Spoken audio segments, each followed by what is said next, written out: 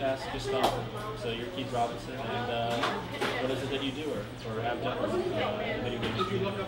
I worked at Mattel Electronics that introduced the Intellivision system in 1980.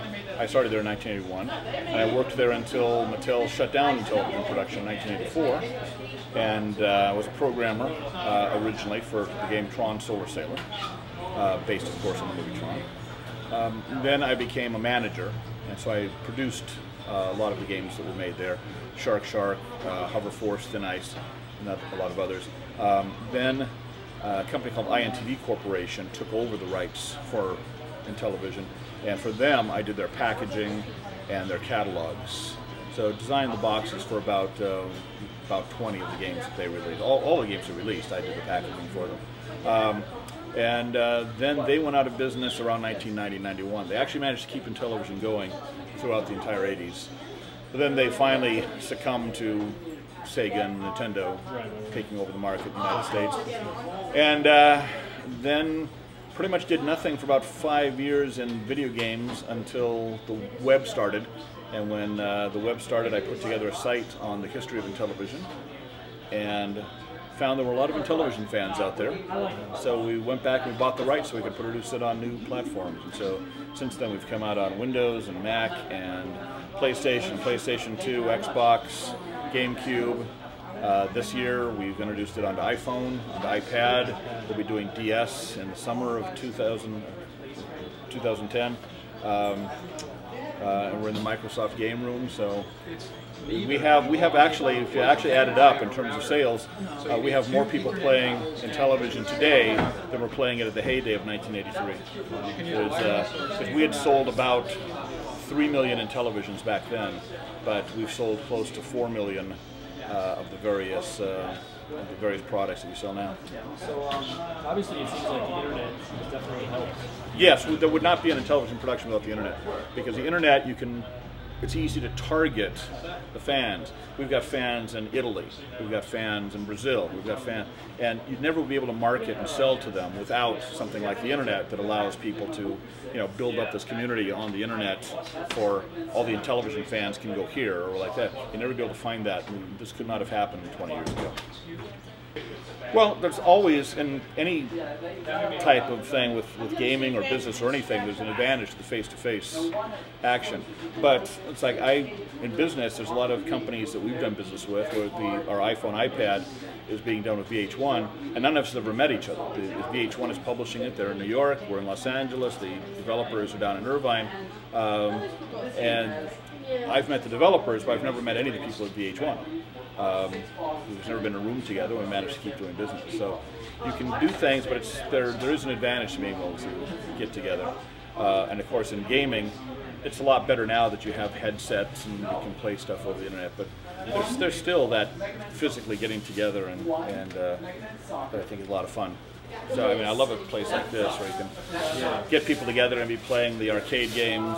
And today we have the Intellivision console set up, and it's just more fun that way. In fact, I wasn't much of a gamer at all before I came to Intellivision. Mostly it would be I'd put a quarter in Donkey Kong before a local restaurant. Now, while I was at Mattel, just out of research, we'd go to arcades. The company had parties at arcades. We took over at arcades, and in the city I live in, Manhattan Beach, California, they had a place called Magic Pizza. You get a pizza and tokens for the arcade machines, and we would go there, a couple times a week and just try out the new games. It was fun also. Occasionally, I had a friend who lived in Chicago. It was always fun to go there because it was an arcade north of Chicago, or Midway would introduce their new arcade games. And so if you go to Chicago and you get on the train and you go out there, it's like I remember being there when Scimitar was first released, and everybody was crowded around the Scimitar machine. Scimitar with that creepy voice? Yeah, the voice that was taunting you and all that, yeah. I love that guy's voice. Yeah, so that, I remember being there when they had just introduced that. So but I didn't get to Chicago that often, but what I did would always make the trip up there to see the latest that Midway had to offer. And it's sad, I mean, I really miss that, those arcades and everything. There was a you know, that was a fun thing to get around to do all that, and particularly when a new game would come out, people would gather around to see. Like what people told me, it seemed like not just arcades, like you know, buildings dedicated to arcades, but it seemed like arcade machines were everywhere. 7-Eleven. Oh yeah, yeah. It's actually funny because I don't know about the rest of the country, but in Los Angeles, because of a lot of gangster activity, mafia activity in the 1930s and 40s, it was illegal to have any sort of gaming machine. And that included pinball machines, and later it included, just by the definition of the law, they didn't exist at the time, arcade machines. So it actually was funny because you couldn't have more than 2 of them in one location. And so, you know, the Shakey's Pizza would open up, and they would put in like 4 or 5 of these things, and police would have to come and say, well, that's illegal, you know. So they had to change the law so that like a pizza place could have more than 2 arcade machines, because immediately they were doing that. I mean, I remember when they had to get a special license for the Magic Pizza, because, you know, they had 50 machines in there. You know, that was technically in Los Angeles illegal, so in Los Angeles County. So people forget about that there was that level of, ooh, are these things gambling machines? Can people bet on these things? So, but yeah, everywhere you went, like you say, the 7-Eleven, or you never know where. So you could just rent them. You could call up a company that had them, and yeah, we'd like to get a Pac-Man over here. We want some of that money.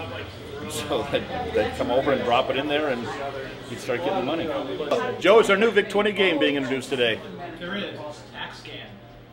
It's a prototype. It was actually developed back then? It was developed by Sega. It was great. But it's great. See, this is the kind of the exciting thing still, the Indiana Jones quality of video gaming, is that we still come across games sometimes that were developed by a programmer back in the 1980s, but never was released. We've released several of them for Intellivision since then. And then there's people who are still doing new games. We have people who are doing new games. It's easier to develop a new game for some of these systems than others. And television is actually kind of difficult to introduce a new game because of how the chips were designed. So, it's easier to do a new Coleco or Atari 2600. Yeah, it seems like I hear more about 2600 games. Yeah, because with a 2600, essentially you create the game, you put it into a little EEPROM, a programmable ROM, and then it plugs right into the circuit board. With the Intellivision, it had these special latches and memory addressing, all that were built into the chip, and so you need extra components and things. But the price of those is coming down, so people are starting to do things for Intellivision now too. They homebrew stuff, they call it. So you know, this community, I mean, you know, people don't even know, you know, people my age especially do not even know that consoles existed before the Nintendo Entertainment System. Right. If you remember. So do you think the internet has really helped kind of bring that community together? Is that, like, do you think without it, it would be impossible? Well, certainly what we've done is we've hit a market that we didn't expect that we were going to hit. When we first, in 1997-98, after I bought the rights back to the Intellivision, we thought we'd be hitting a nostalgia market, the people who were old enough to remember these things. Because Mattel, when they introduced the Intellivision, they did a blitz advertising campaign with another guy you probably never heard of, George Clifton, who was a sports writer. And so, because Intellivision really promoted their sports games to begin with, they hired the sports writer to say, oh, this game is much more like a real game than Atari is or something. And so everybody knew these things from the advertising. And so that was the market we were going after. People remembered that. But then we found that a lot of kids were liking it as a casual game type of thing. And we had a kid in here who was playing Burger Time a few minutes ago, and within playing it for about 3 or 4 minutes, he said the right word. He said, "This is addictive," and that's what it is. It's a casual game. You pick it up, you immediately know how to play it. It's got a disc to move and one button to throw pepper in the face of the bad guys, and you know, he got it immediately. In fact, in one game he doubled my score. That's the problem, is these guys are so much better, they can pick it up immediately. Because someone like me, who did not grow up with video games, you had to kind of learn. But these guys who have played it it's like a language. They've learned this language. They know. They can pick it up and they know, oh, okay, this is that, this is that. Okay, let's go. And boom. And they're experts on it. But still, it's addictive. The gameplay is solid. It's a nice, addictive game. So we're discovering, and I don't know if that would have happened without the internet. I think that because of, like I say, the nostalgia factor, we got a certain group in. But because of the online stuff we've done and everything, I think that a lot of kids are trying it out. Oh, this is fun. I mean, I love the retro arcade. This is terrific. I mean, this is where we want to be. You know.